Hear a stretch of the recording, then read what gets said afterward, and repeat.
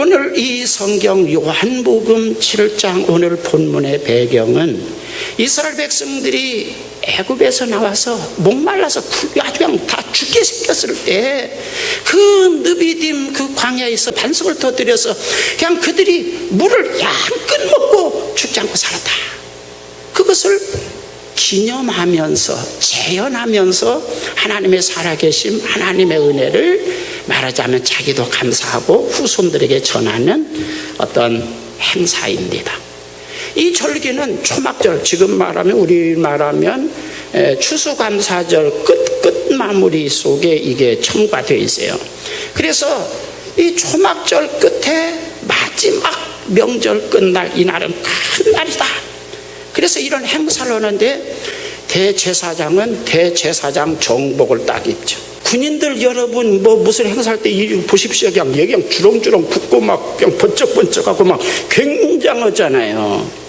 그런 대제사장의 정복을 입고 백성들은 아주 흰 옷을 입고 옆에다 사용하는 무랑아리를 하나씩 끼고 다 모여서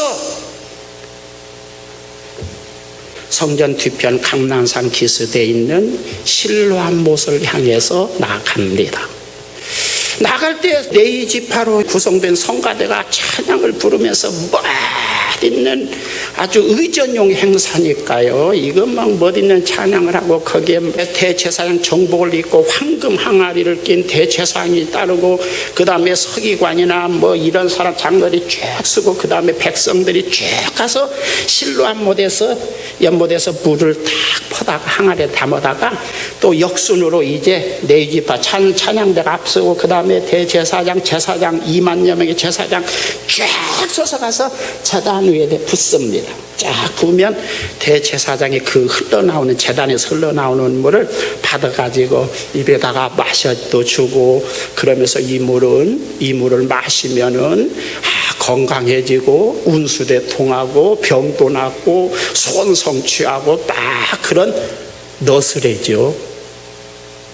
여러분 목사의 설교가 자칫 잘못하면 너스레성 설교일 수 있습니다. 신자들이 좋아하니까.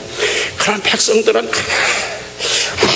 하면서 그냥 막 그 물을 마시고 그냥 하나님 감사합니다 하고 막 그리고 뒤에 가서 그 물을 마셨더니 병이 나섰다고 막 간증하고 떠들고 막 그런 분위기가 지금 막 연출되고 있는 겁니다. 그때 예수님께서 벌떡 일어나셔서 외치십니다. 야, 그 물은 니네들이 저 실로암 못에서 갖다가 부은 이 웅덩이 물이잖아. 그건 가짜 물이야. 나한테 와. 내가 주는 이 물을 마셔야 참 생수 생명의 물이다. 내게 와서 내가 주는 물을 마셔라. 이렇게 말씀한 겁니다. 성경 분위기를 보니까 어때요? 누가 엿먹은 거예요? 대제사장이나 이런 사람들이 그 순간 그냥 그 분위기를 깔아앉고 말이죠. 그래서 45절 17장 지금 오늘 본문 7장 45절 6절 7절을 보면 그 행사 끝난 다음에 대제사장이나 이런 사람들이 저 예수라는 인간을 체포해와. 아주 저 인간 아주 그냥 오늘 완전히 행사를 죽서버렸잖아. 저놈 인간이 당장에 체포해와. 그런 말씀이 거기에 기록되어 있는 겁니다. 예수님께서 가만히 계시면 되잖아. 수백 년 동안 이거 해왔어. 그리고 백성들은 그것을 통해서 하나님을 믿고 그러고 그랬는데 지금 갑자기 왜 저 양반이 일어나가지고 지금 깽판을 치냐. 이게 깽판 치는 거잖아요. 그러면 여러분들은 예수님께서 좀 생각이 부족해서 이런 일을 하셨을까요? 아니면 메시아이신 그 예수님이 보실 때 뭔가 이스라엘의 지금 종교 현상, 지금 현재 대제사장이고 백성들이 다 몰려가서 거기서 막 그냥 성가대에다가 그냥 굉장한 그냥 황금 항아리에다 그냥 대제사장 정복을 입고 지금 온 백성이 지금 열광하는 그런 때 예수님께서 왜 이러시냐 이거죠. 이유가 있었을까요? 없었을까요? 여러분 생각은 어때요? 이유가 있을까요? 없을까요? 괜히 그러셨을까요? 이거 이것은 말하자면 가만두면은 이것이 하나님 믿는 것인 줄 알아. 이것은 문화적인 행사이고 종교적인 행사이지 영적인 것이 아니다 이거죠. 우리가 신앙생활할 때 영적인 어떤 사실이 중요시 되고 그 영적인 것을 여러분들에게 잘 이해시키고 전달할 방편상 문화가 필요하고 어떤 종교 의식도 필요한 건 사실이에요. 이거 예배 드리는 건 종교 의식입니다. 여러분들이 앉아 예배 드리는 건 의식이에요. 의식 예배입니다.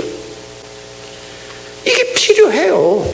또 문화적인 행사도 필요합니다. 성가대도 필요하고 거기서 그들이 찬양을 부르면서 정말로 하나님을 높이는 그런 마음으로 찬양을 부르든지 안 부르든지 부르면 좋지만 못 부르더라도 문화적인 어떤 격식이 필요한 것도 사실이에요. 그러나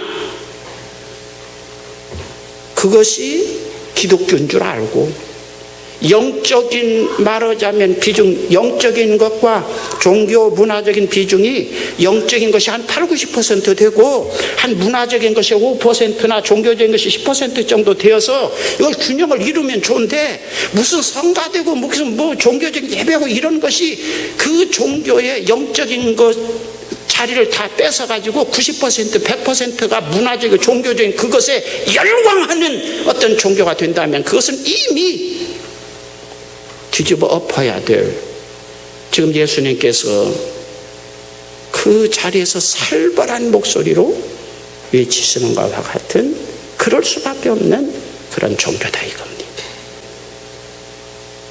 오늘 우리들은 신앙생활 할 때에 여러분들이 열광하는 것은 어떤 기복적인 무당이 축복하는 것과 똑같은, 이 물을 마시면 병이 낫고 이 물을 마시면 운수대통하고 이 물을 마신 자마다 사업이 잘 되고 어떤 이런 내용에 여러분들은 열광하고 문화적인 거기 옛날에 저희 시대는 서태지가 한참 활동하던데 서태지인데 요즘은 모르겠어요. 뭐든 간에 막 그걸 보면 그냥 보시피 거의 간 애들 보면 그냥 막 어떤 애들 그냥 브라자도 던지고 막 벗고 심지어는 여자아이들이 팬츠도 벗어서 막 던지고 그런다고 하잖아요. 그 열광하는 어떤 그 문화적인 그 어떤 행사에 사람의 피를 끓게 하는 열광케 하는 어떤 요소가 있어요. 이거 신앙적인 거하고 영적인 신앙적인 거하고 문화적인 것이 전혀 다른 거예요. 막 우리 설교자들 목사들은 그것이 영적인 것이고 막 뒤집어 씌우려고 의미 부여하려고 하지만 그건 문화적인 것이 종교적 영적인 것이 아니에요. 오늘 여기에서도 지금 그런 현상을 눈 뜨고 못 보겠네. 이것들 도저히 내가 참을 수가 없구만. 벌떡 일어나셔서 외치신 겁니다. 여기서 위쳐 가로되 위쳐다 크라조라고 하는 말, 본래 의미는 까마귀 소리처럼 으스스한 소리를 지르다. 사전에 그렇게 까마귀 소리로 나왔습니다. 아침에 까치가 울면 좋지만 까마귀가 와서 아침에 문 앞에서 울면 어떤다고 그래요? 이거 재수없어, 이거 누구 죽을려나? 이러한 어떤 분위기를 암시하는 까마귀의 으스스한 목소리 소리치다. 크게 소리를 질러 목신 소리로 고함치기를 계속하다. 복수에 집착하다. 복수에 사무친 어떤 사람이 원수는 어디서 만나요? 이 나무 다리를 건너려고 하는데 딱 마주쳤다 그 말이지요. 그때 그냥 피가 거꾸로 솟으면서 야, 이 새끼 너 잘 만났어. 너를 내가 수십 년 찾아다녔는데 오늘 너 잘 만났어. 너 죽든지 내가 죽든지 오늘 결판내자 칼을 쓱 빼면서 대들 때 결연한 태도로 외치는 외침, 그러죠. 본문 성경을 보면 예수님이 외쳤다 그럴 때 그 예수님의 속마음, 예수님의 감정, 예수님의 결연한 이 태도를 여러분들이 맛볼 수 있겠죠? 뭐가 잘못됐어요? 지금 한참 그거 수백 년 동안 해온 거 아니야? 왜 그래? 왜? 저 양반이 지금 보기만 좋구만 사람들이. 그렇게 해서 사람에게 희망을 주는 거 얼마나 좋아. 아마 그것이 사실이든지 진실이든지 간에 여러분, 요즘 저는 연속극을 가끔 보는데요, 요즘 더 킹이라는 연속극 어쩌다 엊그제인가 한번 보니까 거기 비서실장이 그러더라고요. 국왕전하시여, 진실이라는 것은 중요하지 않아요. 사실도 중요하지 않습니다. 현실이 중요한 겁니다. 당신은 국왕으로서 국가를 통치하는데 진실을 따지면 국가가 망하는 겁니다. 현실이 어떠냐, 그것만 생각하세요. 여러분에게 물어봅니다. 사실과 진실이 중요합니까? 현실이 중요합니까? 대답이 곤란해.